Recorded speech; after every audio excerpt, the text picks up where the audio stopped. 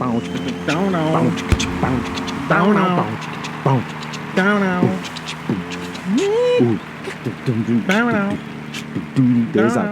I don't think so. I think there's way too many fucking apps and notifications. I want to let you know what's going on. Well, if you ever scroll through and just be like, I don't need this shit. Like, cut this off. Turn this off. Yeah, like you wonder, like, why was this important at the time? Like, why am I doing this? And then someone goes, hey, I WhatsApped you. Fuck. So who are you? Why? Why? I just don't know why. What'd you do that for? Or not call me. Or I sent you a message on Instagram. You know, it's unfortunate, but so many different mediums to contact with people, and why not just call me? Like, my number has been the same number for 36 years. It has been the same. I've never changed. I never had another number. Yeah. You know, never. You never went through that, my service got disconnected, so I had to turn it back on. No, but I've kept the number. I've always kept the number. My son, 26 years old, he got his first cell phone at, I think, 9 or 10 when he started taking a bus by himself. Has had the same number and same email. Okay. Throughout time. I've had the same email for a long time. My emails have been the same. I think his voicemail still, like when he was 9. Says the same thing. Hey, that'd be cool. Ryan, with this. I was like, that's awesome. Yeah, it's great. That's great now, because you can't duplicate it. Right, exactly. It's all real. It's all facts. That nostalgia is pretty cool. Sure, that would make it fun for everyone. And fun for all. Fun for all ages and sizes. Well, welcome everyone to Two Bros Podcast, episode 80. Deuce. How y'all feeling today? Cold as shit. Chilly. Which is titty. Chilly. Man. Chilly. It's actually been better. Yes. But there was that one day in the middle of the week last week. Wet. It was like wet. It was cold. It was like that Armageddon shit. This was like, it was like. Yeah. Like we ain't gonna make it. Like hit you in the face. Like, you really want to be outside, nigga? You know, this is, I guess, for me, this is the season I hate. This is the part I hate, the crossover. Because my body tells me for some reason that you fucked up, you abused yourself, you don't drink enough water, and here you go, motherfucker. You don't drink enough water, you don't get enough sleep, and now just everything that is singe up on you. It peels, like all my cuticles start peeling, or like a caterpillar or whatever, changing for the cold or whatever. And it sucks because it's painful. It's everything is peeling. I got my knuckles look like I fought a fucking crackhead. And it's just like crusty and peeling. And she's like, don't touch me. Get the fuck out of here. Fuck are you? Matchstick hands, you know. Hey, baby. You got to get the deep penetrating dark people lotion. Yeah. Oh, I'm not a lotion guy. No? You know? No. I don't use lotion at all. At all? At all. Well, maybe that's part of the problem. True indeed, but I just can't do it. I can't feel greasy. I can't do it. I can't be moist. Like, you know, some people, soft skin and... Well, there's a difference between being, like... wet. Yeah, between, like, it's not like they're, like, dipping you in oil. It's a, you know, it's a small amount just to get you... I'm like a white guy when it comes to... White people don't use lotion. A lot of people don't, yes. Yeah, they don't use a lot of lotion. They just... What do you... But that's never been... You're one of the first black people I've ever heard that like say they don't use lotion. No, that's why they call me white. I've never heard that before. Yeah, and I've known white couples who've adopted black children who don't put lotion on them, and you got to pull them aside and say, "Hey, listen." Yeah. Right. It's not even a health issue and stuff like that. It's not even. It's an appearance issue. Sure. You know, you got to put some lotion on the kid. And so, what do I get? Vaseline? Do we get no. You can get something very simple. You can go the simple. You can go the Jergens route. You can go the Vaseline pump route. You can go. You don't have to just lotion them down with baby oil and shit like that. I'm under dire need. I put it on. Like if I'm like this when my shit is all right, let me lotion up. And, but I don't do it normally. Like it's not part of my come out the shower. When you're fair skinned and you look white, you need some lotion. Yeah, that's how you know. You're a fair skinned. You're a fair skinned. I don't know. I just haven't adopted that all right. In my family. Well, you've gotten, listen, you're 47 years old, so you made it through. So, hey, if you don't want to use lotion, don't use any goddamn lotion. Yeah, it's about that time. You know what I'm saying? Some experimenting with some CBD oils and some... Oh, yes. Actually, not bad. You know what I'm saying? Not bad. You can see the results. But now I'm like, wait a minute. Now I'm like a crackhead now. Now you need it. Yeah, because my fucking knees are killing me. And I'm like, wait, it was so good. It took feeling no pain. It was nice, and now you got to keep doing it. Now I got to keep doing it, and I'm like, wait a minute, and that shit can add up. It's the side effect of perhaps, can add up. perhaps, but the cannabis part of it, the big separation of, our buddy Mitch. I think you met Mitch Walker once before. He's invested into, and he's always coming around with hey guys, let's invest in this. Here's a contract. You guys should sign this right away. And I'm like, wait. We need to fucking figure out what's sign going this, on. And I'm gonna need $30,000 by the end of the week. And he's like, I'm getting us into a CBD farm. Sign this right now. And I'm like, okay, all right. Ooh. I'm in, but I got to talk to some of the guys. Just minimal investment. And he leaves, comes back. Here's the title, guys. We bought a CBD farm. And I'm like, what? And we're like, wait a minute. What's going on here? But long story short, he bought a couple of acres up in Indiana. A hemp farm. Okay. And the idea is that, put it this way. It's an old 3-generation farm. It used to be a cornfield farm. Crops go left and hemp grows kind of naturally. Okay. And then it's like almost like a weed. Yeah. But if you harvest it right and season it right and put the right fertilizers down, you can go quality hemp. But you have to keep the THC level down. And according to this story, the farm was burnt twice because they tested for THC, had to burn it down, and finally the farmer got it right. And now he's producing 100% hemp. Okay. No THC, passed state exam, soil test, everything. Boom. 30 acres of this fucking, That's for some reason, I shouldn't say for some reason, hemp hemp can revolutionize what farmers, like what happens with farmers. Well, didn't you say, we talked about this 30 episodes ago, about Randolph Hearst. Yeah. And his plight to destroy the hemp. Yeah, because hemp, I mean, he basically linked hemp to marijuana, which of course we know is not necessarily the case. I don't think we know. I don't think everyone knows. And I'll tell you why. This is the distinct reason why. The purpose of his asking for the investment was to help put some fencing around. Open in those Indian countries, you drive by a farm, you could go pick a guy's crop. I'm driving through miles of farm. It's not like that anymore. It's like guarded property. Guarded property, yeah. He said this guy's pulling up at midnight, open the trunk, and ripping roots out of the ground, stuffing the trunk up. We're going to get high tonight. And I was like, dude, you can't fucking get high off of fucking hemp. But hemp is very versatile. You could use it for the reason why Randolph Hearst got into it is because you can use hemp for paper. And so he didn't like that, so he said hemp is bad. But you can use hemp for clothing. You can use hemp for paper. You can ingest it. It's an excellent protein. Yeah, it's probably one of the more it's a vegan protein that has, I think, most of the amino acids that you can get, like the same amino acids that you can get if you eat meat. Oh, I think it's the most complex form of protein, vegetable protein anyway.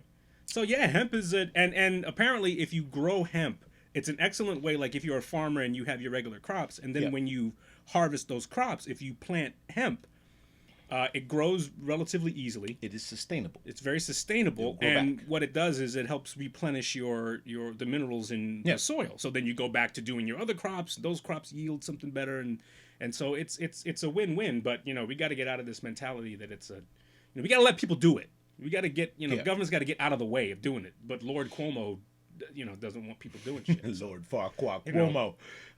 Yes, he doesn't want people. As you can see by what he's doing with the vaping industry. The more I read about what was going on with the vaping industry, the more I was like, this is kind of bullshit. Yeah. This is bullshit because they're not even asking the vaping industry to they're not even asking them to the table to say, hey, okay, how valid is this? Right. How can we make this a better product and blah, blah. They're just basically saying no more flavored products. Yeah. And that's fucked up. It fucks the kids up. Yeah. Kids are stupid. Okay, well, we won't sell it to kids. Right. Not for kids. It should say that on the package. Right, exactly. It's not for kids. But we got no problem with fucking cigarettes. We got no problem with menthol cigarettes. Which was proven to be targeted, for some reason, scientifically targeted for incomes of lower income. Yeah. For that cool feeling, for that Yeah. Ooh, everything's okay. The world's okay. Yeah. The world's okay. My. Yeah. And regardless of anything, alcohol is the biggest fucker-upper of any thing. I mean... Has wrecked more homes. Exactly. Destroyed families. Destroyed lives. People... It did create the trailer park. It did create a trailer park. Man. It did build the foundation for a place to stay. As much as you want to say about like things like heroin and opioids and what's that what's that fentanyl, thank you. And fentanyl, alcohol has done more. And you can walk into a store drunk and buy alcohol. Yeah, there are places you can go. They call them bars. They are, which is by far a most contradictory or hypocritical social drug. Yeah. That has allowed people that's different. I'm drinking. Yeah. I'm shit-faced. That's right, exactly. And this is allowed. Right. And you just if you saw somebody shooting up, you'd stop them.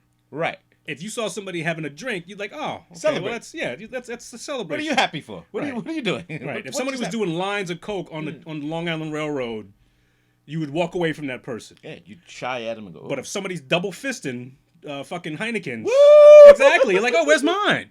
Shit, oh man, rough day. Oh man, I tell you, I need this before I get home. Oh. Well, somebody brought this up yesterday. I think we were talking, or maybe Friday, about the difference between hiring college kids, with degrees versus non-college. Mm-hmm. And I just don't remember the context of the conversation, but somebody who's not known for having his brightest moments said, "Well, don't college kids drink beer? Like, don't they have the idea that party, school, mm-hmm. colleges bring that kind of atmosphere? Like one of the biggest things that people anticipate college for, not the education, is the lifestyle. I'm not saying statistically. Mm-hmm. I'm just saying it's one of the most anxiety parts of college. Like, am I gonna have fun here? Am I gonna punch the ticket? And I have a friend who we got into Marist. Mm-hmm. Who his daughter was like, I love this. This place looks great. This and that. And we called the champ. We know some people up there, and she hated it. Yeah, couldn't get in the rhythm. Couldn't get in. I was like, well, did she join the clubs? Or... Is she sports? Is she anything? He says no. She just can't. She just thought it was like I'm here, so where's the party? Like, and they were like, yeah, but you have to get in. You gotta get involved. You gotta go to the party. Yeah, you gotta get in the game. And she hated it, and she didn't go back this year. And my buddy pulled some super strings, moved her dorm. She thought it was the dorm she was in. Maybe it was a freshman dorm or whatever. Okay, all freshmen go there. That's what you got to go through. Get past the freshman year, and then you'll figure out how to get yourself acclimated, sophomore year, etc. But she was like, "Oh, this is," so then as you delve into it more, she's got social issues. She's what do you call that? A bulimic when you throw bulimic. Up, when you when you gag yourself because you think you ate too much. Mm. Not gonna be at the parties. Okay. So that's yeah. I think you've excluded yourself. Other issues other than just like you being comfortable at college. I think so. And you kind of get exposed there. I think so. So it's unfortunate. Not saying any names. A good friend of mine, very good friend. I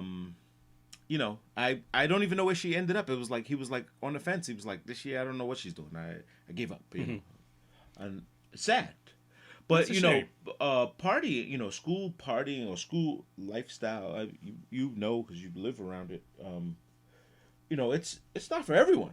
No, it's not. It's not for everyone. A lot of people don't do it as often. A lot of people don't do it as often as we like to think, but it's still one of those like taboo things. Mm-hmm. Like I really think if we change the legal age limit of alcohol to 18, where I think it should be, I think if you can fight in a war, I think if you can own property, I think if you can can legally tender contracts at 18, then you can have a fucking drink if you want. I think if you do that, you sort of take this stigma away from this. Ooh, now we're gonna go sneak a binge a drink. Right. Now you can just drink because you just want to have a drink. Right. And you get over the newness of it, the newbie it's not part new of it. anymore. You don't have to sneak anything. Right. It's out in the open. If you want to you want to go get a beer after classes or whatever, then you just go get a beer. It's not one of those things, I like and that you also concept. learn how to be social. Yes. I think, which is I think a big difference between subsequent generations and our generation is that we had to learn you learned how to be social. True. You got to this stage where okay, you want to get along with these people, you got to figure out how this shit works. Yeah, I agree. You know, and so you can only do that, but when you get out, like you said, this young lady who had issues, you gotta step out. You gotta step out on that ledge that's uncomfortable. You know, we you know, like I said, I this week was the hotel trade show at Jacob Javits Center. By the way, peace out to those who are joining us on Instagram. Hey, what's up, guys? We're gonna do that for a little bit. So hope to see you guys. I don't have my glasses on, so I don't know who's DJ joining. Black Magic Magic's always in the house. Black Magic's in the house. He had a live taping. I saw that Friday. Yeah, I saw that. And we were all there, hanging out there. We were outside cooking in the freezing cold On purpose? Well, we fry fish at level. Oh, one, that's right. That's right. We're out there frying fish and making our own damn chicken sandwich. God damn it! You mean you didn't wait in line and get in fights? No. Come on, man. That's our culture. This is sadly becoming our culture, which, by the way, is really devastatingly disappointing. It's a shame because they did it again. Yeah. It's they did it one time. Niggas lost their mind. They brought it back, and you would think when it came back, you think people would say, "Okay, wait a minute. Whoa. Let's just take it easy here. It's a fucking chicken sandwich. Yeah. You know, let's just relax." No. We went and did the same shit again. Yeah. You see the memes are just the memes. They got niggas for Trump, and they got the chicken sandwich. Him holding the chicken sandwich. Niggas for Trump, and they got the chicken sandwich. And oh my God. You guys are fucked. Oh. Man. You guys are fucking. It's a shame, man. It is a shame, and it's probably decent. It's probably you know. And then now I see people. It got pickles on it, and yeah. Okay, that's their fucking recipe. That's their recipe. You can take the pickle off. You can say no pickles. How about you go in the fucking kitchen and make a chicken sandwich? Make a goddamn chicken sandwich. Damn.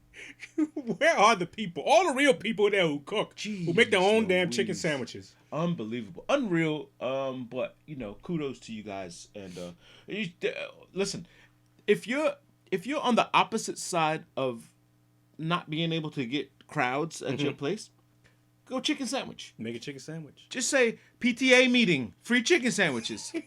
They will show up. They'll show up. I mean, why not? It works. Somehow it works. Oh, this is PTA meeting is sponsored by Popeye's Chicken Sandwich. Niggas will be lined up for your event. Never mind how well your son's doing in school or anything. Never mind any of that. Huh? What I gotta do to get the chicken sandwich? I need a chicken sandwich. Your son could use a little bit of help, but we'll help him after we get the chicken sandwich. And there's no G in sandwich. Sandwich. I want a chicken sandwich. Or sandwich. Sandwich, yo. Motherfuckers have lost their mind. I'm sorry to say. And if you're one of them, I don't apologize. No. Far from it. No. Far from it. No one's fan here.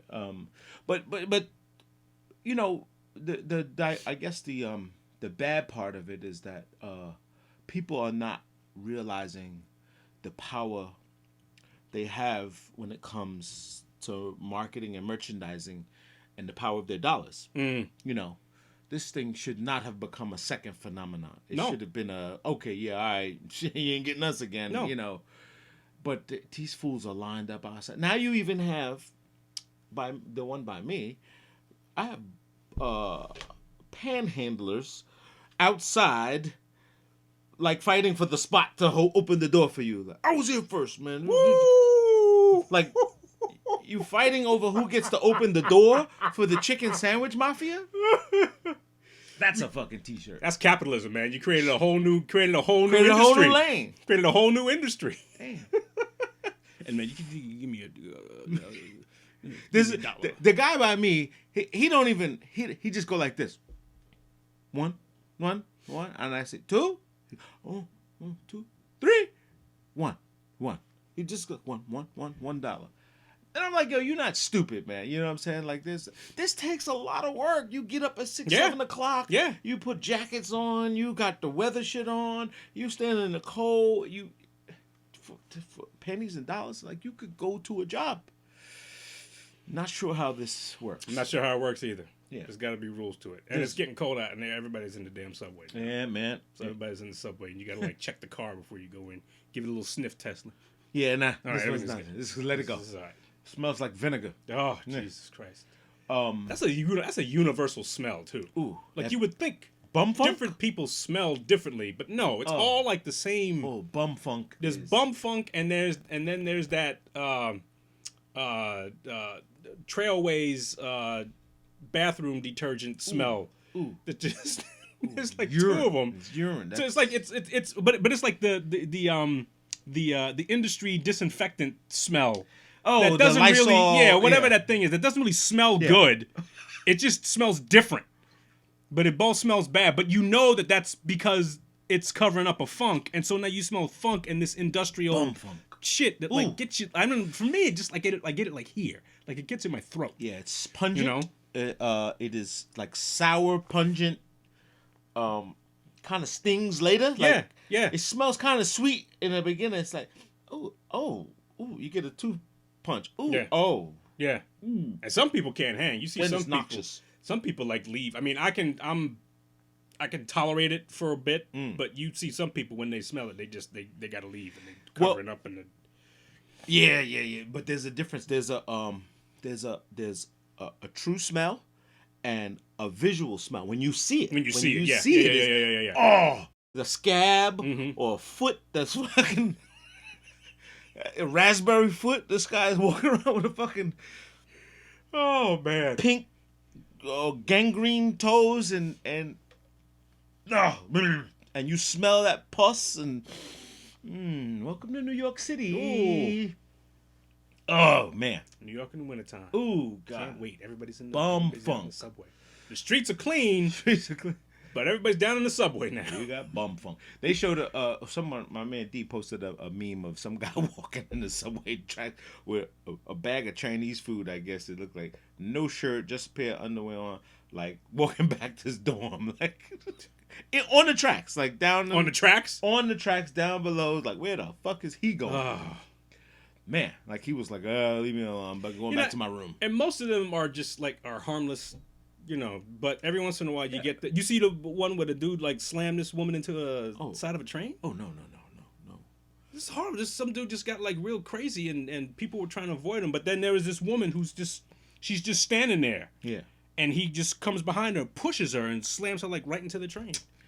You know, stay off them phones, man. Stay off the phone. No, like all that commotion going around and like shit. Oh, lady, if you just pick your head. I mean, I don't want to blame her. It's not. No. It's but not. I mean, pick your head up and shit. Yeah. And you see ridiculous shit going on. Damn. Well, this is this New York.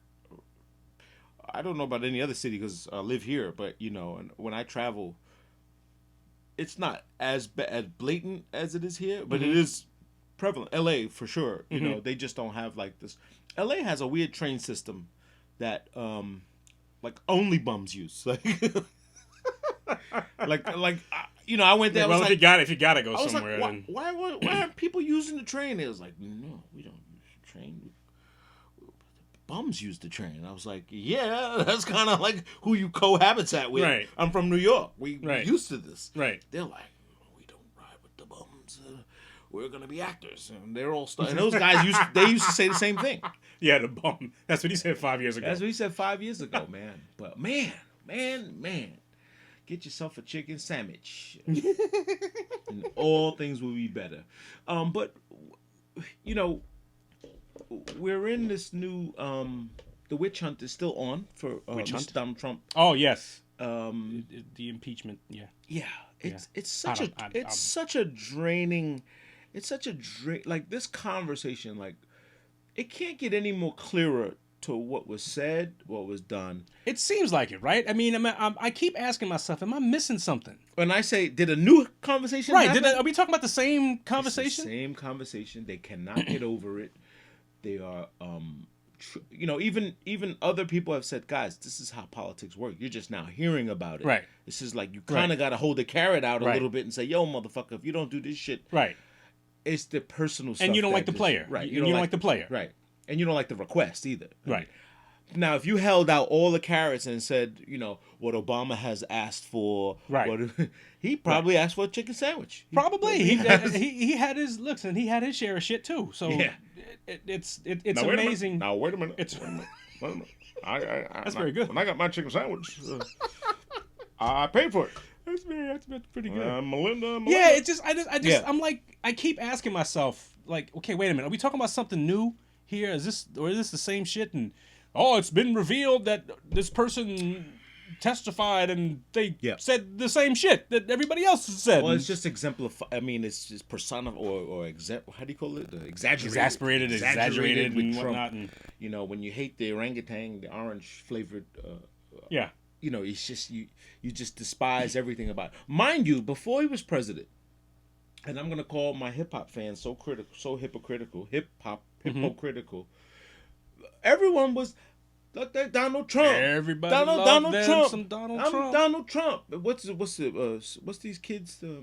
Not Migos. So fuck, all these same trap rappers. No, Ray Shrimmer. Donald Trump was he was held on a pedestal because he in was the hip hop community. Yeah, got property, rich. This is Donald Trump. Even though he had some moments in New York's history in which he kind of like showed himself when, particularly like in Central Park 5. Yes. When he basically said they should be hung and all that stuff like that without knowing a bit of evidence. But people were still riding the Donald Trump wave. They were still waving flags and doing hey, I'm down with Donald Trump. And Tribe Called Quest's album. Yeah. The Donald. The Donald, which is, I think, a dope song. He ain't awesome. talking about Donald Glover, but he ain't talking about Donald Glover. When they talk about Don, the Dons of like the mafia Dons versus the Donald Trump, he's up there. You know what I'm saying? And so now all of a sudden you guys don't want to ride with him because of And what are you gonna do if he wins again? Yeah, which he more than likely will. You're pretty much cementing, that he's gonna win again. Pretty much. You got to have a like this plan to repair government. Which, by the way, was supposed to be the time we were supposed to be figuring out how to fix shit for afterwards, and we got so caught up on watching the show. Yeah, we so up in this shit, right? That we forgot. Fix nothing. We didn't fix any of the laws, the bills, the writings, the stuff that we were supposed to be working on. And we got caught up in the show, and that's horrible,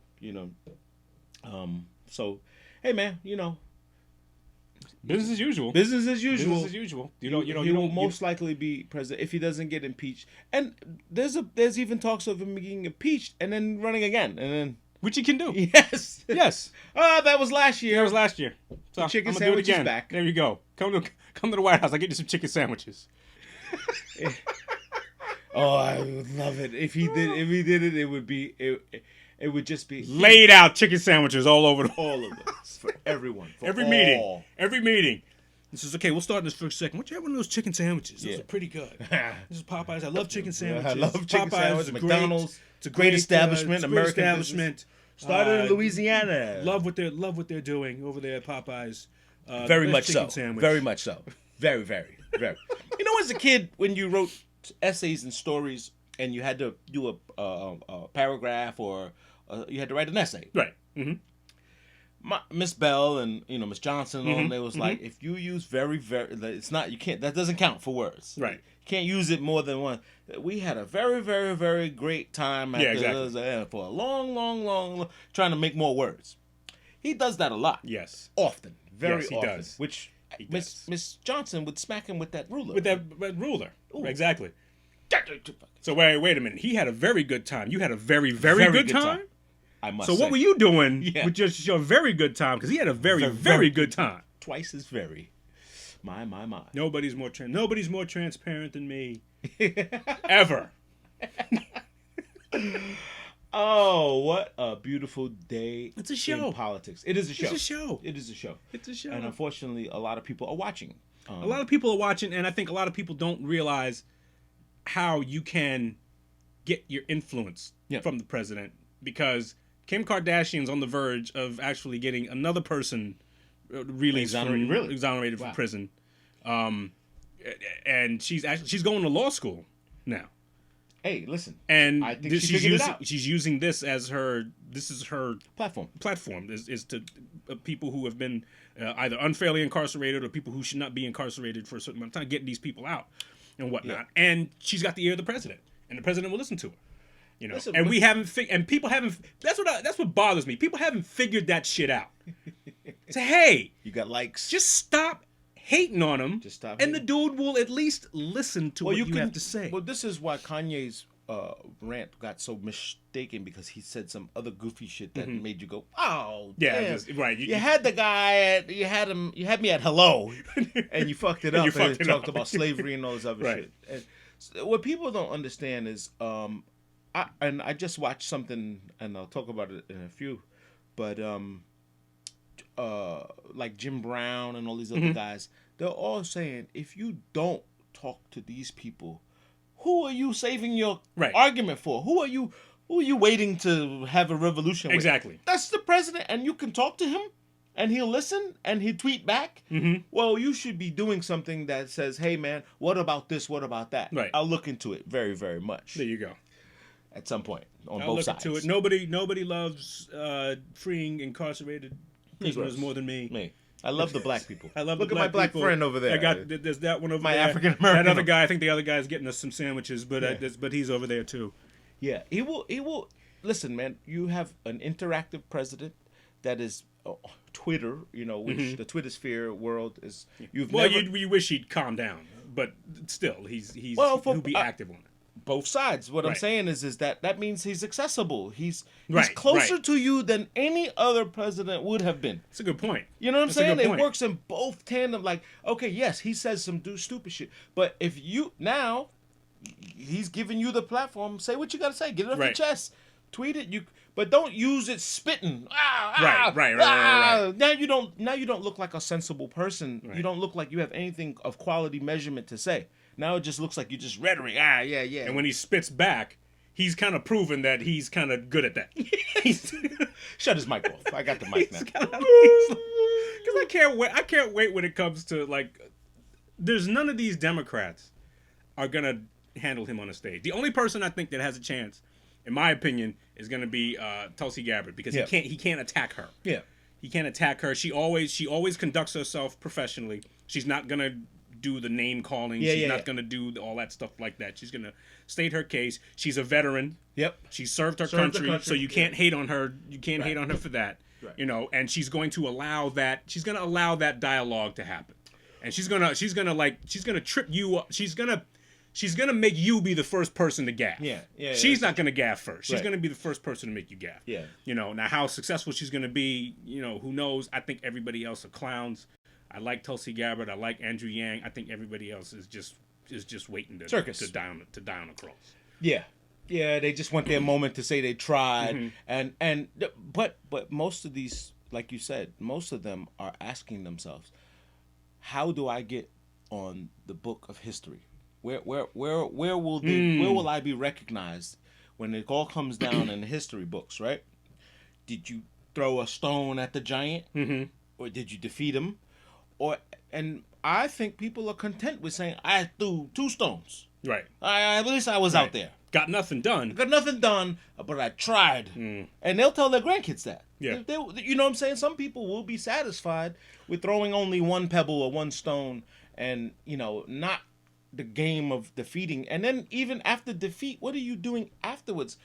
We saw this happen in Egypt. When they defeated Mubarak, you know, and I was fortunate to be there in the country, and I was like, "What's this commotion going on?" And it was like, "Leave now. Get on a plane tomorrow. Whatever the change flight is, it's $10,000. Leave now." And I'm calling the office like, "Can you guys send me a ticket? I gotta get the fuck. I gotta get the fuck out of here." They're telling me this place is gonna explode, and thank God for the facial features. You look like an Egyptian brother. You are my brother. But no, you're exactly right. They ended up afterwards voting in the Muslim Brotherhood as so, like, what you took the militia to run your country when you had a clear, decisive government that had a plan. At least you didn't like it, But that wasn't. You just overthrow the guy, and now all of a sudden you have nothing. You got no fucking freedoms. You got no movement in commerce. Right. They were pushing a lot. Mubarak gave every business gave you a seat at the table. They gave you a seat at the table, and he also included, as long as you were exporting Egyptian products to the rest of the world, you had unlimited commerce, free shipping. Free shipping, which is expensive. So you want to ship products, you want to make things, you want to ship, there's no such thing as Egyptian cotton, by the way. Right. Just throwing that out there. There's no fucking cotton mills in Egypt. None. All right, they bring in the fabric, they bring in cottons, and they weave them and sew them. That's different. It's not Egyptian. It's not grown there. You don't go to the back of the pyramid and pull cotton out. Egyptian cotton. Listen, probably came from India, but okay. Yes, Pakistan. Tu bros. Did you see that? I did see that. I ain't gonna tell you about tu bros. Me and my wife were watching that. It was hilarious. So this is just politics as normal. Yeah. The new politics, so to speak, and your quest to be a martyr, as opposed to being a person of principle, who a person of change. A person of change. I mean, I think if you don't know what you're fighting for, you're really not fighting at all. Yeah.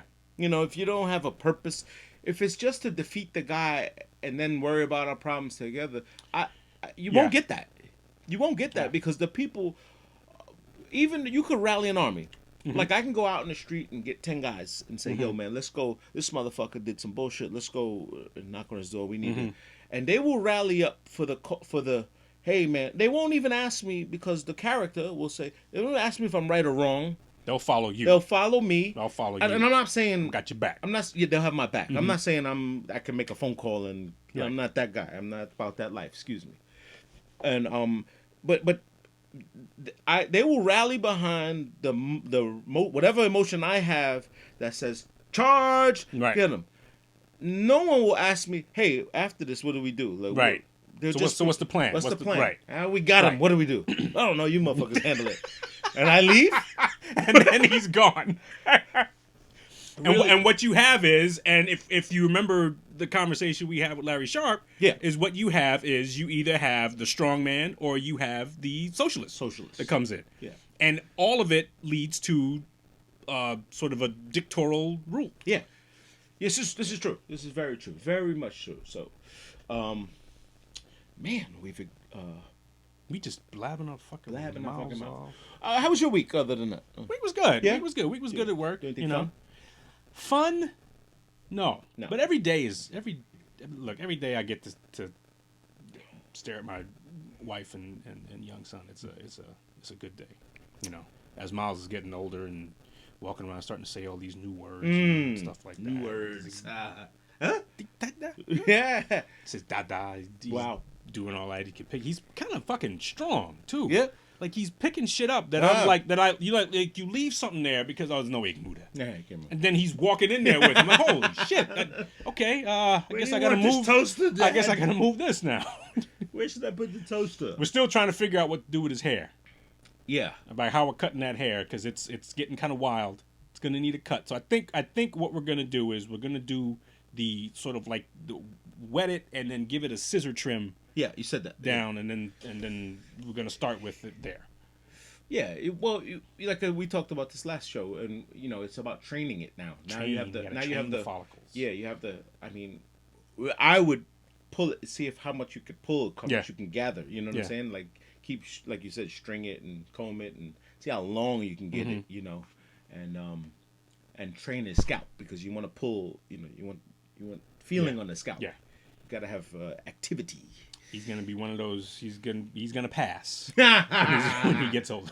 He's gonna pass. Yeah. Especially when you look at his hair. If he keeps those big curls and whatnot. Yeah. Well, that's character, man. I mean, there'll be character. There'll be jokes. There'll be. Yeah. He'll have a whole life that has been afforded by those curls. Get ready, buddy. Get him in the room. Get please. Ready. That'll get you in the room. That'll get you in the room. That'll get you a seat at the dance. And you might get in line for chicken sandwiches. Damn, what's the future? What's the future of, him at 20? Like what? That's 2040. That's 20, right? That's 2040.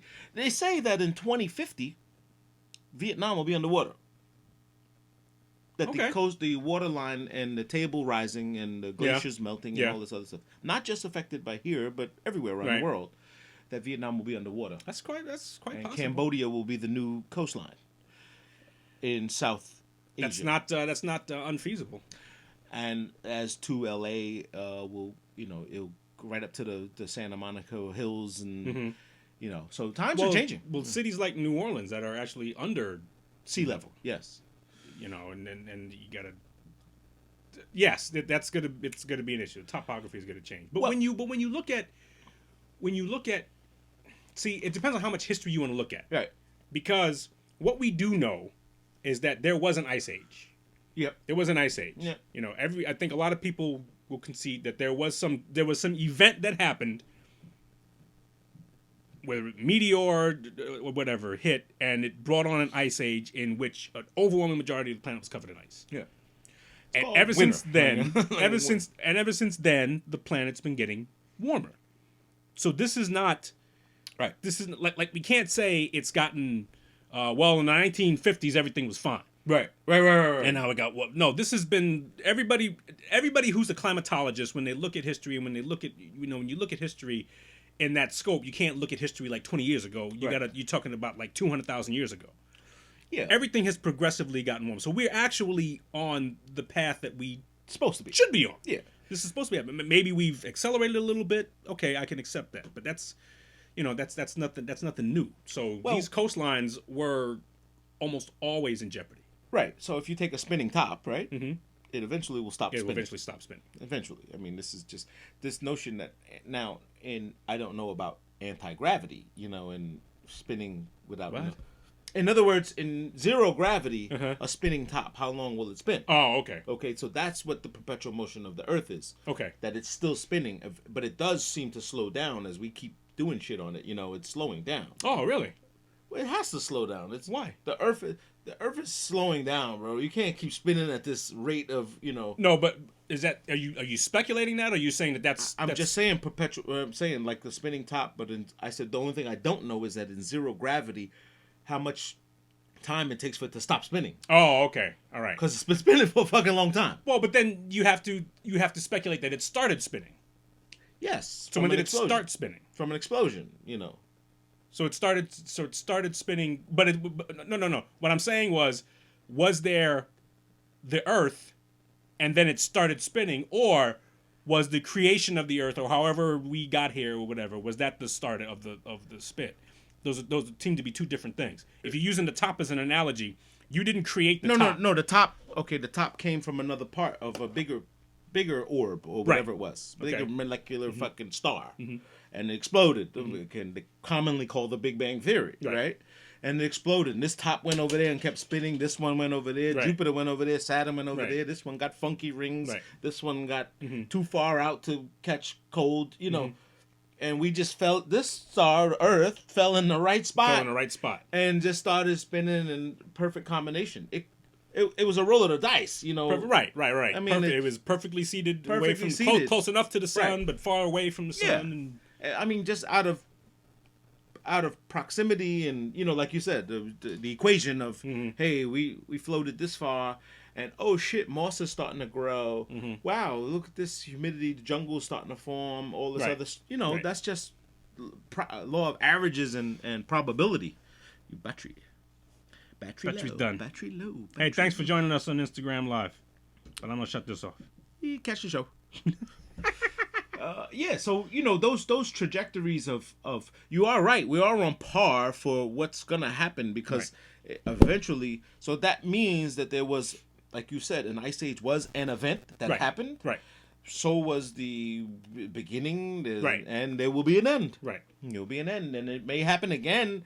It may boom again. We'll never know. Right. You know what I'm saying? Right. The idea that we can hang around and witness it is beyond Elon Musk and Richard, Richard Dawkins and Virgin, whatever guy. I had to do Richard Branson. Yeah. Richard Branson. That dude is just every time I see a picture of him, I'm creeped out. He's creepy. He just looks creepy. I have no idea what type of person he is. He looks like he wears a toe ring and and has a harem, like Yeah, he's like the Big Lebowski, like, to me. He looks like he has a toe ring. And drinks White Russian. A White Russian, please. So he's a rich Lebowski. Yeah. I think so. I have a funky feeling that he's a toe ring guy. That's funny. Has herbs and shit blowing, and eating berries. Yeah, and, like he's on some other shit. And yeah. He just I'll fuck with you humans for a little bit. Yeah, peyote buttons or something. Ooh, peyote. The more I'm wanting to do that more. I've been wanting to have one of those. Yeah, have one of those like guided trips.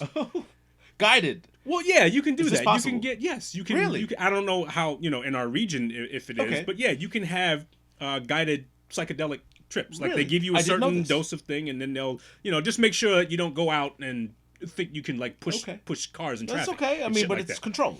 Right? It's controlled. Somewhat in a. So it gives you you can experience it and stuff, and then afterwards say, because apparently everybody who's done it just says that's some next level shit, and it changes them. I've heard that about cocaine. Whatever. And that's crack. true. That's true. I've heard the same. You catch any new movies or any entertainment? I caught last night.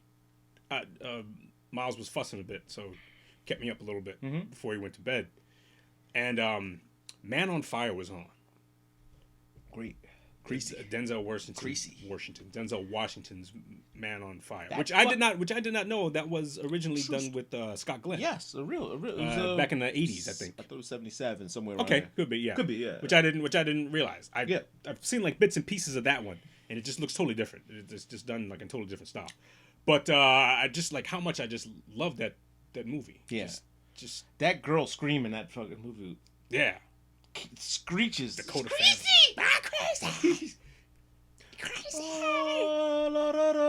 It's got a great score. Yes.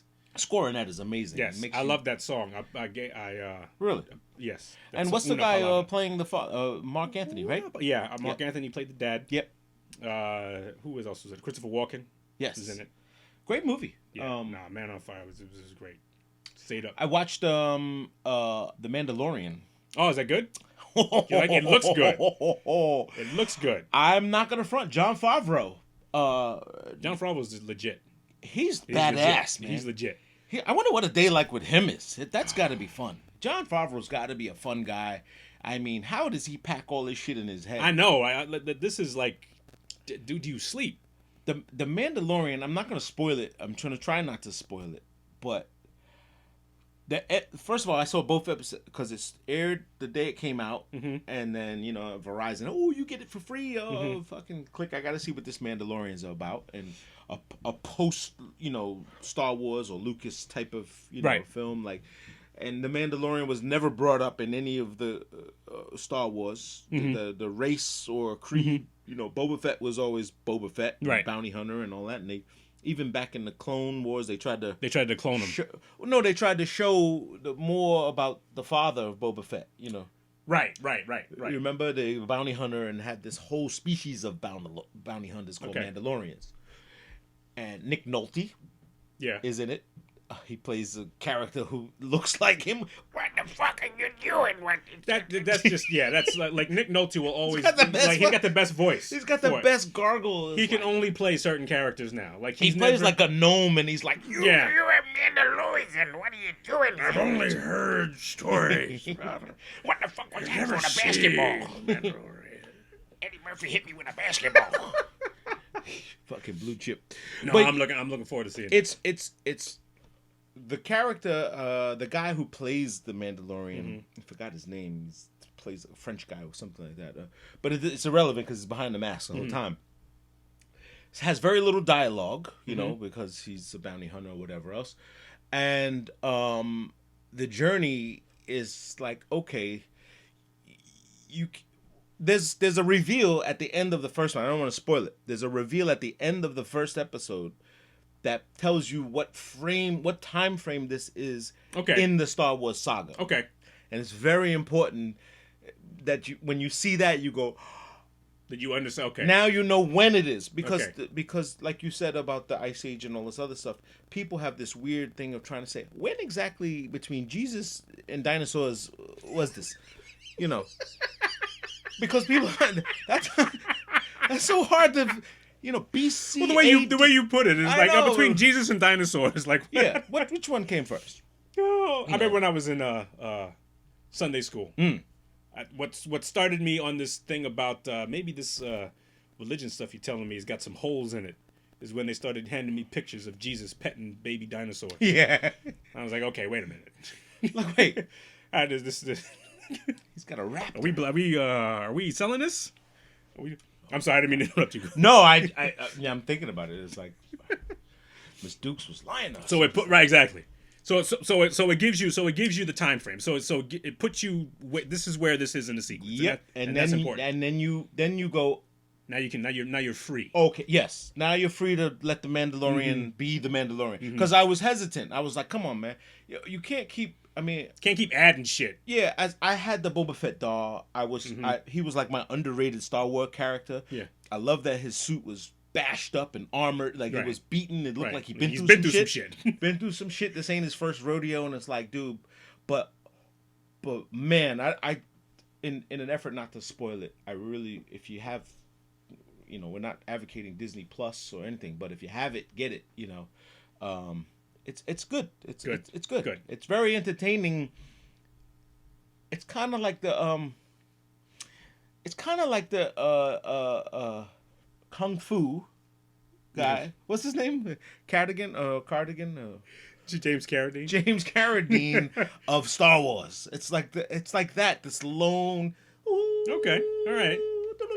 And he walks through a town, you know, and has to avenge people and save the damsel and do all this stuff, and then get out with the asset. Did you know that was supposed to be Bruce Lee? I do. Bruce Lee created that. I do. It was his show, story. Yeah. And that was his story. Yeah.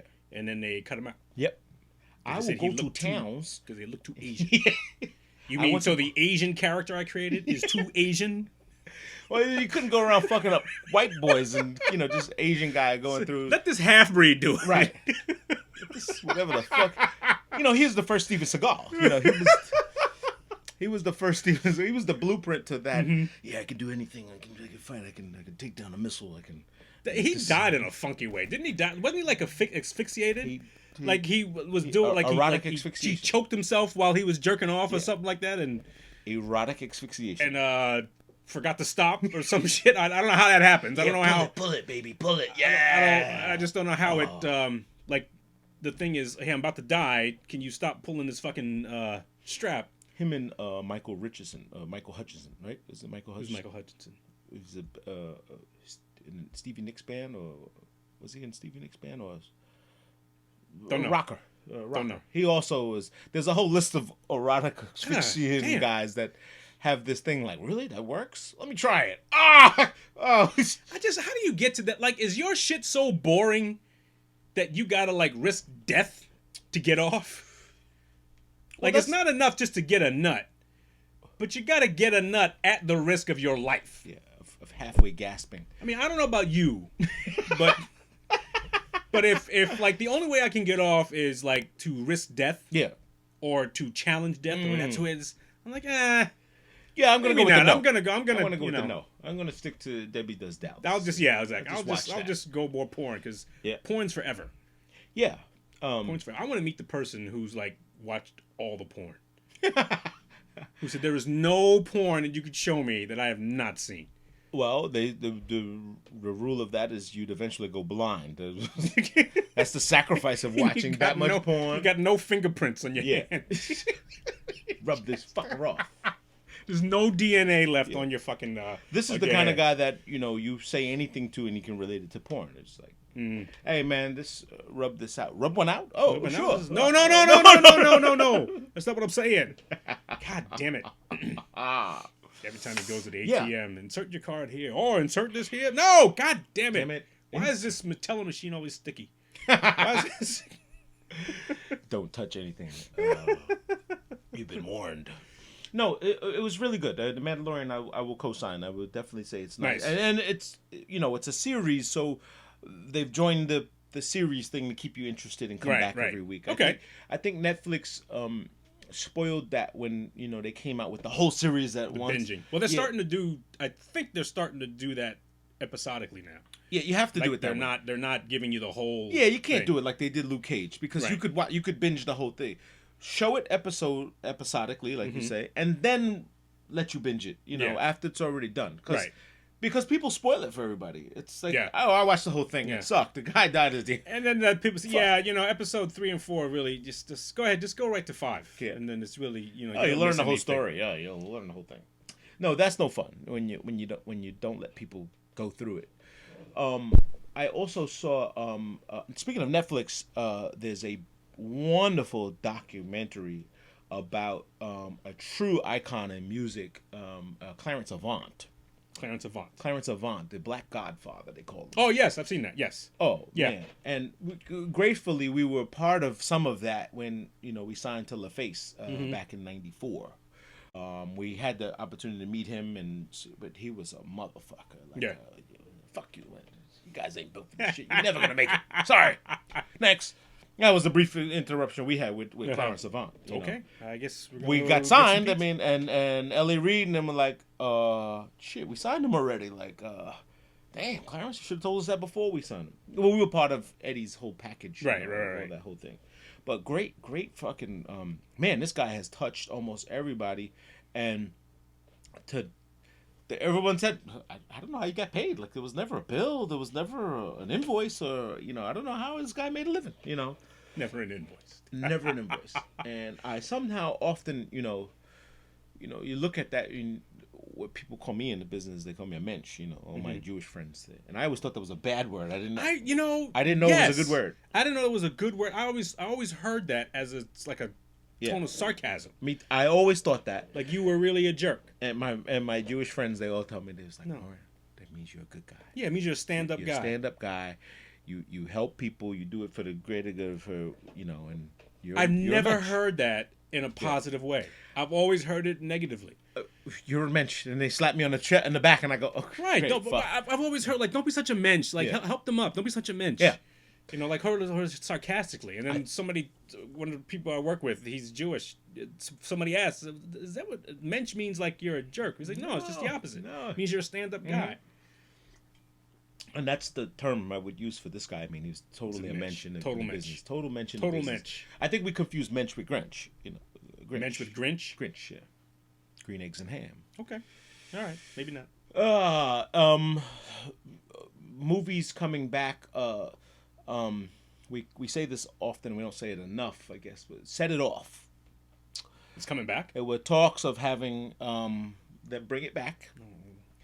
Vivica A. Fox says, fuck this. If I got anything to do with this, it ain't happening. You cannot recreate this. Leave it alone. Yes. Because what people are failing to realize is things are now, as technology changes, these are timepieces now. Yeah. They don't exist in today's world. Exactly. There's phones. There's internet. Yeah. Like, you couldn't Google that. You couldn't fucking... Right. You couldn't, there's people for this. There's, That's right. There's so much that can't happen when you try to recreate a timepiece unless you are recreating the timepiece. In other words, unless you're making it an 80s movie or you're making it like... Oh, okay. I see what you're saying. Yeah. So if you're keeping it in that time period. Yes. Okay. And so what I'm not against recreating something. I'm sorry. I'm kind of against the recreating it in today's world, like repurposing it for today and trying to make it like Superfly. Okay? Right. Why call it Superfly? Should have just called it Dope Boy or something else, or just Fuck Boy. I don't know, whatever. Because it had no relevancy on being Superfly other than you naming the guy Preach, right? And making him seem like he was some sort of It was today. He drove a Lexus. Mm-hmm. He drove a Lexus speed car. You had guys with white Timbs on, and it didn't make sense. Yeah, I don't like when they do that. However, Hollywood has their. Hey, look, it's at the end of the day, it's a check. It's a check for somebody. Yeah. Somebody gets a check. Yeah, well, I'm not knocking the person getting the work and performing. I just wish we would you know, when you look at all those talented people, it seems like you can create as opposed to recreate. Yeah. And I just wonder what the obstacle is for you creating. Absolutely. You know, like the Queen Latifahs, they have some sense of, they have some power. They have, you know, they got a nice chunk of change in them. They can move things around. Yeah. But it was revolutionary at the time. Like you would not. Oh, so at the time, yeah, it was great. The talk was having young M.A. be Cleo. You know, like the butch of young M.A. You know, is that woman, dykey kind of and have it making a rapper's movie. Like, can't do it. You just can't do it, man. It just. Leave it alone. Make a new movie. Like, be creative. Right. Make a new movie. You could make a girls robbing the bank. You can do the same genre. Yeah. And have the same themes, but it could be a totally different movie with totally different characters, totally different personalities and all that stuff like that. So. The Kitchen, I saw. The Kitchen with what was the lady? With Vivica Fox and No, it's not Vivica Fox. Vivica Fox is in it. The Kitchen? Yes. It's Vivica Fox and the other. The used to be fat girl, now skinny girl. It's not Vivica Fox. Vivica Fox. That's not Vivica Fox. That's Tisha Haddish. That's Tiffany Haddish. I'm sorry. Tiffany Haddish. Yes. That's not Vivica Fox. You are correct. That's her and McCarthy. Yeah, Melissa McCarthy and Elizabeth Moss. Something to do. Just a good watch. Did you like it? No. No, you didn't like it? No. Okay. I didn't like it because, again. You can't recreate that. Like, you can't.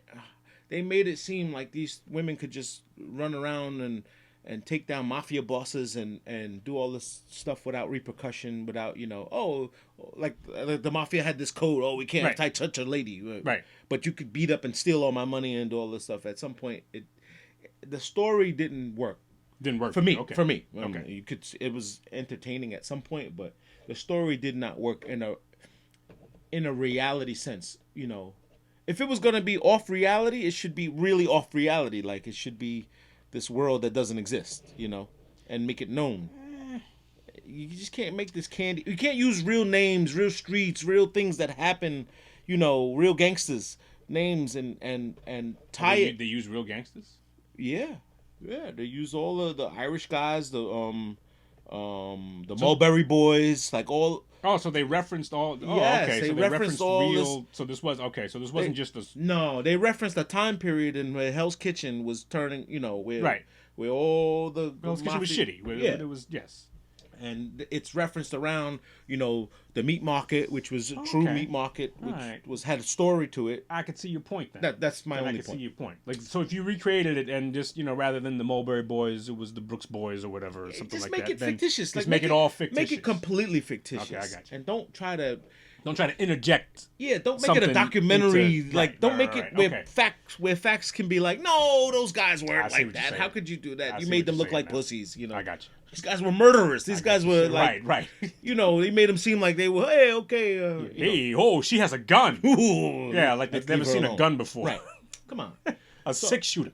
Yeah. A 6-shooter. 6-shooter. Oh, man. 6-shooter. But by the way, speaking of, did we say this last time? I counted the Joker's bullets. He shot that shit 16 times. A 6-shooter.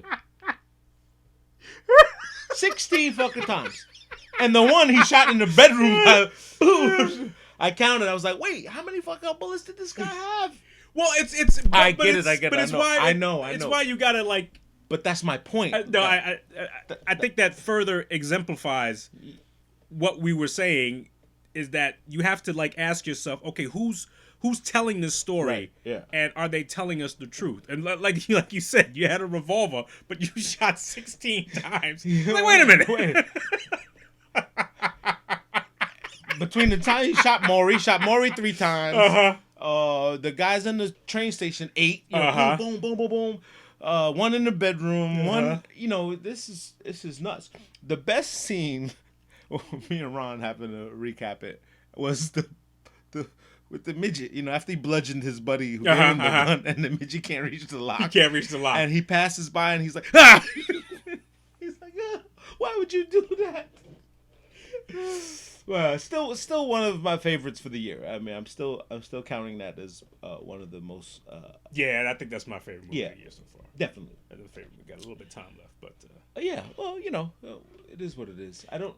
What else is coming up? Well, the NBA's in full swing. So you liking the way the season looks, or what? Knicks suck. We knew this. We knew this. Anyone who thought we were going to go to the championships or even the playoffs was fooling themselves. Well, not even they don't even look competitive. I'm not going to go that far. I will say last night was a very competitive game.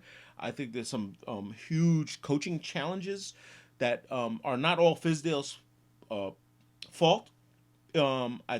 Someone mentioned it, and I kind of agreed, where it was like, he's not in charge of assembling the team. He has to use what you gave him. He's not part of management, like a upper office. Like, you have all these guards, no centers. You got, Taj Gibson playing a center, you know. Yeah. And Mitchell Robinson. Oh, are they still having R.J. Barrett play the point? Yes, which is not his thing. He's not the point guard. Frank, if you let Frank play the point guard, I will say he was very impressive last night. We had the game. We were up 15. We lost by 1. Because fucking Ingram hit a fucking 3, which Ron called it. He was like, "This game is over. Ingram's going for 30." Boy, what a. That's all you want to see is some competitiveness. Yeah. You want to make it worth the $18 hot dog and still one of the most expensive, probably the most expensive ticket in the league, right? I would say so. Yeah, I would agree with that. Agree. Whew. And shout out to all my friends who have season passes that let me use them. Oh yeah, yes, keep it up. Keep it up. Keep it up. Keep passing them along. Keep passing them along. What I want to ask you is, what the fuck is up with LeBron James' hair? What do you mean? What is this dude? Apparently during a game. Yeah. His waves. He had like a piece on, or something. He had like fake hair on. Did he? During the course of a game. I didn't see this. And you could see Randall on the sideline, looking at him, say, "Yo, your shit is falling off." Yes. Oh, I didn't. And see he this. had to adjust his shit. No. Yes. You can YouTube that shit. I would love to see that. It is. That's legit. When I heard it, I said, "No, this is bullshit." No, that's exactly what happened. I didn't see it. Against who? Was it a game that just happened? It was a game. It was a game. I think it was about game? Maybe a week ago. No. Maybe 2 weeks ago. Maybe. But I think he was getting ready to shoot some foul shots, and he was walking down the sideline. His man wig. Told him. Well, you listen. The guy has a few dollars. I mean, I think. Well, then get a good one. That's what I mean. I'm just saying, he can go see my man Strictly Skills, and he's the best at the fucking man weave. I mean, Sneed the Barber. A shout out to Sneed the Barber and Strictly Skills. This guy is the best. I mean, he makes this. You make guys look young and new and fresh hairline, and they put the putty and the glue, and he pulls it and can't take it off, and yeah, they do it nice. Brings the hair from your soul. Hell yeah, those dudes are nice. From That's your my soul. dude. But oddly enough, I did catch the latest episode of The Shop. Are you familiar with LeBron James' show, yeah. The Shop? And he's got 2, right? He's got 2 shows, doesn't he? No. One is in a barbershop, and one is that's The Shop, which is uninterrupted. It's called The Shop. But isn't there one where he's just like sitting around and not in a barbershop, but he's sitting around with other people and they're just talking about. Well, that's The Shop. Is that the same? It's the same thing? show. Okay, it's the same show. It's just every time they shoot it sometimes in a different forum, like a different. Okay, so it's not always. It's not always at the one location. It's not a single location like us, with one studio. They probably shoot it somewhere, a different time. This last episode featured Gavin Newsom. Okay. DeMar DeRozan, Rich Paul. From the agency group. It was a good, and Gerard Carmichael was on this one. And Gavin Newsom being the governor of California. Yes. Okay. And he signed the NCAA bill on the show. Okay. Where NCAA players can get paid for their appearances. But he explained it also that it's a good show because they talk about how much fight pushback they're getting. He was like, look, they're probably standing outside right now rallying against us not to sign this bill. But he also explains the levity of it, that the bill only entitles them the permit to get paid, right? It has nothing to do with the NCAA. It can't make the NCAA pay. Right. So it's just like working papers. It's like saying we allow college kids to have a job under Title, I think it's Title 19, Title whatever they call it. He said, but every state has to do it. if they don't do it, they don't sign this bill into. If you work in New York, you won't get paid. You can't do it. If you go to school in New York in the NCAA, it's not for you. Mm-hmm. So it's per state. Right. So if you had a school in California, right, you can if you can make an you're agreement. eligible. You're eligible. Well, you're able to apply. You make money off correct. Off of an appearance or something like that. So the what everyone was celebrating. Oh, the NCAA is now going to pay. No, they're not ready to sign over paychecks yet. It's a $90 billion business or whatever else that they are not ready to share that profit with, just so fast. So, well, hopefully that'll move in that right direction because unfortunately, a lot of us look at college athletes and the only college athletes we think exist are like the 1% that go into that are able to make money off as a professional athlete. Yes, ignoring the other 90% and other people in different sports. Absolutely. Who because so they had an Olympic swimmer on there. They had other. Right. It was just more than basketball. Right. So you have people who you have scholarship athletes in like say swimming. Yeah. Who can't open up a clinic to teach swimming to kids and make a couple bucks. Absolutely. They had a guy in the band there. They had a guy from the band. It's still an NCAA sport. Right. Who can't teach, who can't tutor and stuff like that and make money off of it because they're a scholarship athlete and so they would lose their scholarships. Yeah. That's unfair. Yeah, that's unfair. That's unfair. The only people we think about, though, we think about the guys who are on the verge of getting the pro contract and they're going to be millionaires and blah, blah, blah. And they're like, what are you crying for? You're about to go to the NBA. And it's like, not all of these. Yeah, not all of them. An overwhelming majority of them don't. But the beauty of and the only reason I brought it up was, there's a moment where LeBron is getting a haircut of Vulcan, and you can see the regular. I'm like, what are you cutting? Just cut it off, man. Just go bald, man. Come on. Just go bald with the beard, and you fit right in. Fit right in. Yeah, it'll look like Jim Brown or something. There's a point where LeBron says, this is one of the greatest moments of why we created a forum and a show like this, is so that shit happens. Like, the stuff is happening. This is, you told me shut up and dribble and do all this stuff. Now look what we're doing. This is something that's revolutionizing the business and is brought to the head and the platform, and being able to show people it's more than just having a show so we can get paid and and talk shit. There's action being brought beyond by it, and the rally that comes behind it doesn't stop just when you see the show and go, oh, that's nice. That's what they did, So that's good. That's a good thing. It's good, but at the same time, he's got to take it on the chin when he does when he does it wrong. And the comments he did about China, turned against him. And I don't know. He seemed to like. I don't want to say he shied away from it because I don't know if he like responded afterwards or anything like that. Yeah, I got you. And I would like to see him like address that on his forum. But when you on the one hand say that, hey, I'm not gonna just like shut up and drivel. I can, I'm a citizen. I can do blah blah blah blah blah. Yeah. But then do a complete 180 when it comes to the people of China who are protesting to get that right that you say that everybody should have. Then you sound like a hypocrite. Yeah, you come across as a hypocrite, and you come across as this person. Okay, well, this is the person who's putting the money in my pocket, so therefore I'm gonna side this way. Yeah.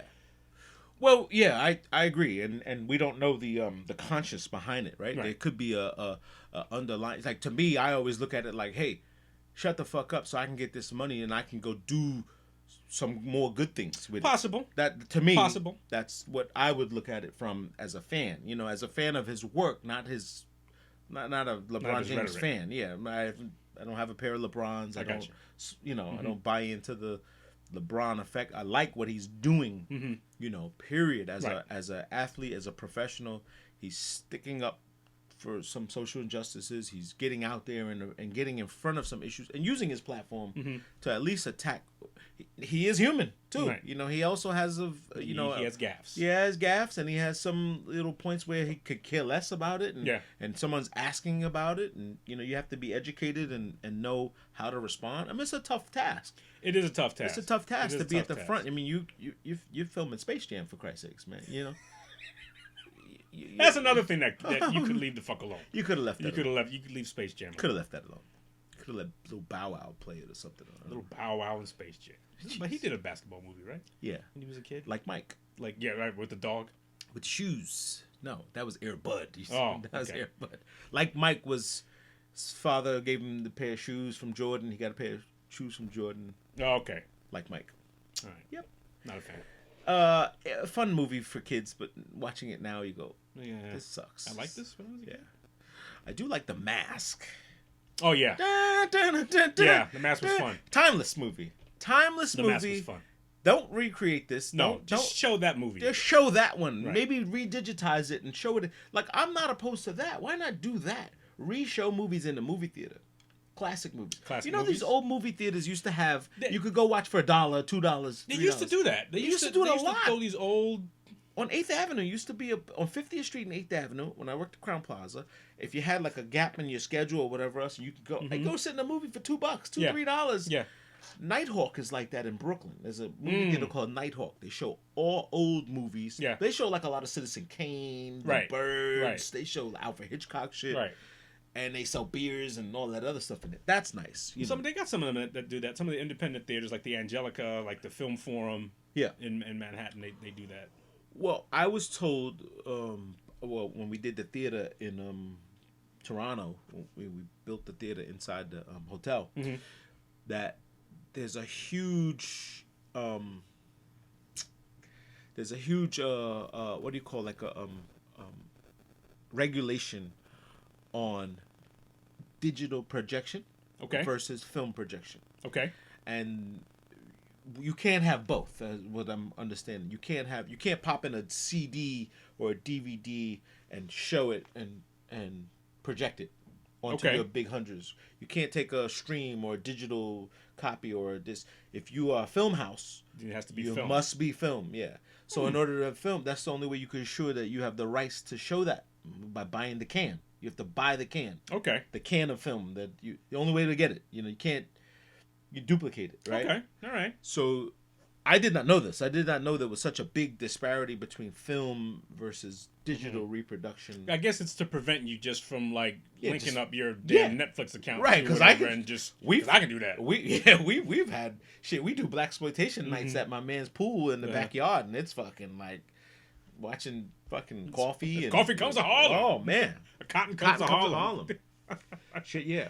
Well, we're still in our series of re-educating my buddy Mario on all the black films. He's had missed this part of his life where he didn't see all these movies, so we keep showing him over, and he's like, "Who's that guy? Who's No Dolomite, no Shaft. No, we had to show him every one of them, and he's like, "Oh wow, this is Do the Hard Way, yeah. Cornbread Earl and Me." Cornbread, well, that wasn't a exploitation. That's okay. It's still part of it.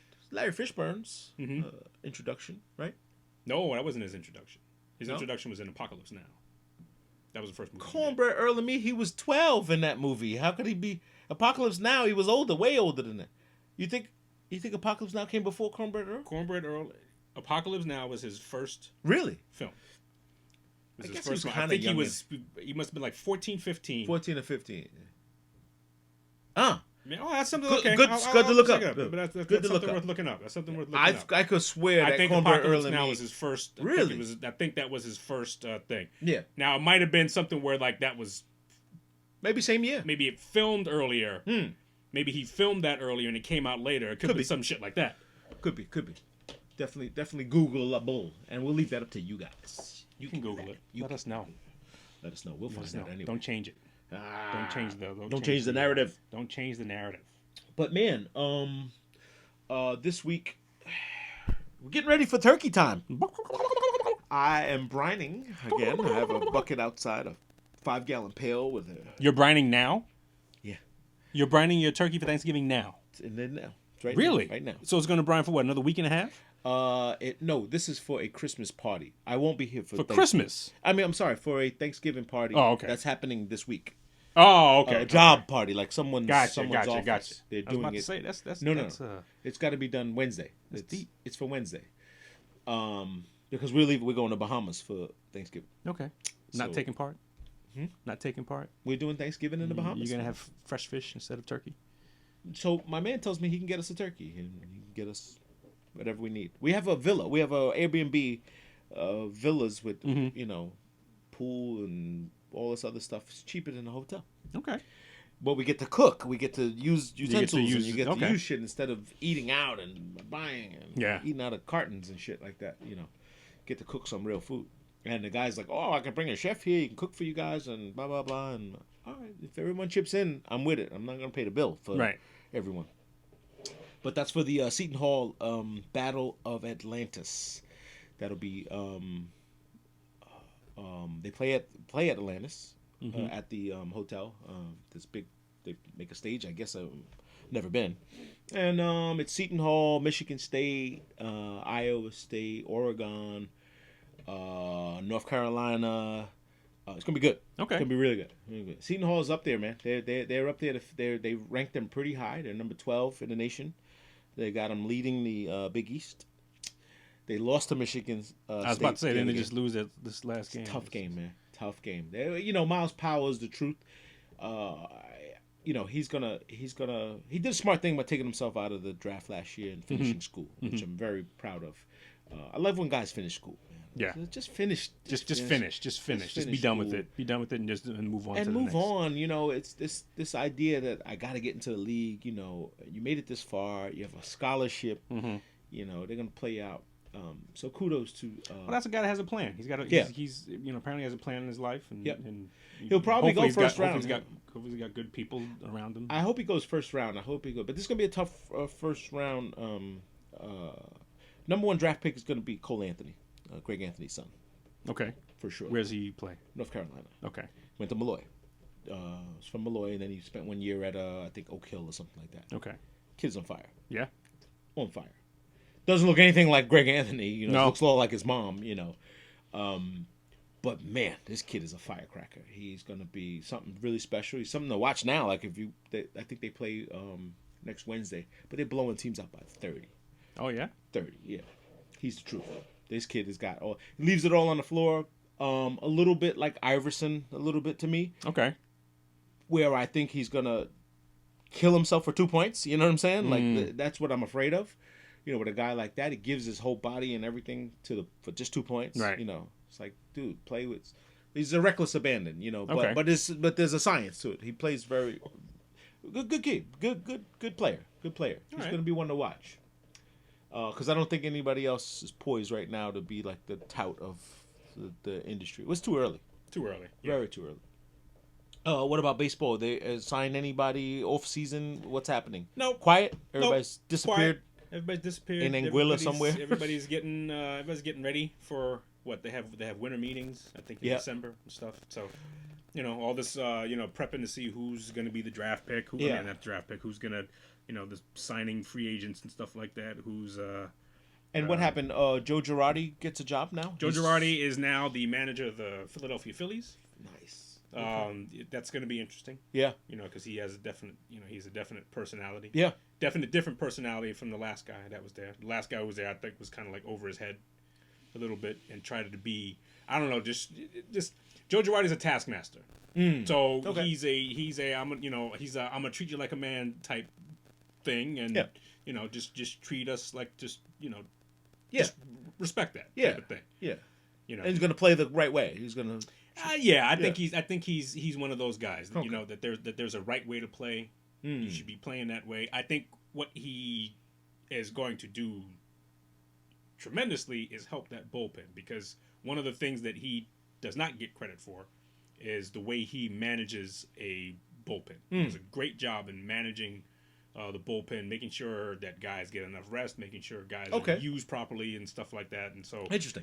Yeah, so he's one of those guys. He can be a difference maker. Nice. And Philly spent a lot of money on dudes, and they didn't get anything for it. Hey man, that's the name of the game. That's the name of the game. Yeah, man. And nobody owes you anything. Yeah. Nobody owes you shit. You got to earn it. This is true. Got to tell Colin Kaepernick that. Working out with somewhere, right? Colin Kaepernick. He did that yesterday. Yeah. Yeah, he did that yesterday. And that was where? What team? And he didn't work out for any team. He did it at a high school. He's trying to play the martyr role. Oh, in my opinion. Yeah. So he had this workout scheduled with the NFL. 25 teams agreed to check it out. Okay. They're gonna go to the Atlanta's complex. They're gonna use that stadium. Okay. At the last minute, he decides, no, I'm gonna do it somewhere else. I'm gonna bring my own receivers. It's gonna be at this other location. It's gonna be at a different time. Oh, it's gonna be staged. So those 25 teams became 8. Okay. And then he gave some speech at the end.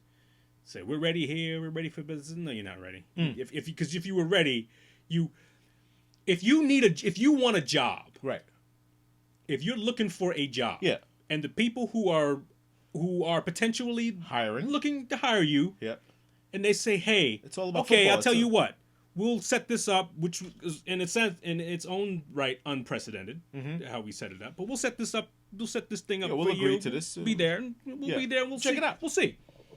And at the last minute, you say, no, I'm not going to this job interview. I'm going to go to a different place, and these people are going to ask me questions, and when I'm done, I'll say I'm done. So he reversed it. You don't want the job. Right.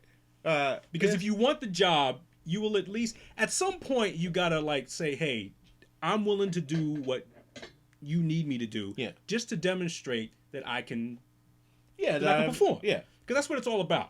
Nobody gives a fuck if you're gonna kneel or anything like that. They want to know if can I use you? Yeah, can I use you, and are you worth the X amount of dollars that I'd be willing to give you for it? If that's the case, then we can proceed. If you're gonna make me jump through hoops, fuck you. I'll find somebody else. Yeah, I know, but I mean, I'm confused. The only thing I'm confused about, and I heard what you're saying is I get it, but that's the normal way. That's the when right. That's what everybody. That's what everybody does. Everybody has to go through that. But there is a LeBron James effect. There is a I want this guy. I'll go wherever the fuck he tells me to go. There are teams that will go wherever he says if you have that cachet. Okay, but he doesn't have that cachet. I'm just saying. That's what you're saying. You're making it. He's making it seem like he has the cachet that you can go on my terms, and that's a disruptor. That's an industry disruptor. That's a guy that says fuck the normal way. I'll tell you when I'm ready to work out, and etc. So maybe, like you said, down to 8 teams, maybe down to 2 teams, maybe down to no teams. Look, if you're interested, if you want to play, it seems to me, and I don't know what's in his heart. I don't know what his intention is. So this is all speculation, and who the fuck cares what I think anyway. But if the goal is to present my skills so that an NFL team will say, hey, let's offer you a contract. If that is the thing, then under the auspices in which they granted to you, go ahead and do that. Yeah, go play the game. Go ahead and do that, and it's going to be the same thing. The only thing you did basically was that you played catch with a bunch of dudes you know. Well, that's what I mean. It was a controlled environment, right? Yeah. So then, and like you said, this what happens to everybody. So everybody who wants to have a tryout like this, okay, you do it, and then they don't let the media in because they don't let the media in to discuss it. You go through an interview process in which they ask you questions. You go through like some coaches will ask you, okay, well, this was, on this progression you did such and such. Why'd you, stuff I'm sure like there's that. a meter. It's like an interview. It's like a job interview. It's nothing like a job interview. But like you said, if you want to change the narrative and how we do that, then you ask yourself, okay, well, am I that dude? Yeah. And if you're not that dude, nobody's gonna give a shit. Nobody's gonna break their ass to hire maybe a potential backup quarterback that may be more trouble than he's worth. Unless he farts blueberries. Unless he farts blueberries and farts golden tickets and he may be like, hey, listen, man, this guy, you guys got to get down to see this guy. And you got to smell it. This guy's farting blueberries. Oh, he's farting blueberries. Ooh. And then he's trying to make, and in my opinion, he's trying to make himself out to be a martyr. And I think anytime martyrdom is not a goal. Martyrdom is the result of you being standing by your convictions and understanding that 100%. that there are ramifications to it, but willing to accept. That's what you can't happened with Malcolm X. That's what happened with Martin Luther King. That's happened with Muhammad Ali. You can't martyr yourself. Right, you can't martyr yourself. It doesn't work that way. And that has to be a consistent thing. Right. So when you're talking about what you risked, and really we find out that you've been getting the check from Nike. Yeah. That's kind of hard to say that you've been, It's kind of hard to say you want the job, that you need it. Right. There's no hunger in if you want to just prove a point that you can still play, then that's great. but I don't foresee him wanting or needing the job. It doesn't seem like it. It doesn't seem like it. It seems like he'd rather make a point as opposed to saying that he wants a job. Right. You know, if you want a job, you got to go through some shit to go through a job. It's like, I mean, if somebody came up to you and said you need a job, it's okay, fine. Be here at this point. At this point, you got to talk to this dude. Well, I don't want to do all that. Well, you don't want the fucking job. Yeah. Right. Exactly. You know, case in point. You know, I agree. I mean, there's a difference between working for yourself and working for someone. Absolutely. You know? And when you work for someone, you got it. Yes. And sometimes there's some bullshit you got to go through. Yes. Make your own plant. It'd be great. Build your own factory. It'd be great if you can have this meeting at 1 o'clock, but they want you there at 8 o'clock in the morning. Right. So sorry, you got to get your ass up and you got to get up a little bit early. I was supposed to do this. Well, you're gonna have to cancel that shit because that's what it is. Rules. You know. Rules and regulations. Somebody got to do them. There are always rules, man, and you know. Unfortunately, you can't make your own up, or you create your own. Or you create your own lane. You do it. You know, maybe make the Kaepernick League of Champions. Lane. You know, you can have your own players and all. The Kaepernick 7-on-7. Something. Right. Look at Ice Cube. I mean, yeah, he wanted something. He did it, and it turned out to create jobs. It created media. I mean, it's a fantastic forum. I mean, I love it. I love the fact that these guys can get out there, get the exercise, get some money, get some paid, you know. Is he partly sponsored by the league too? No. They don't. No, the big three is the players.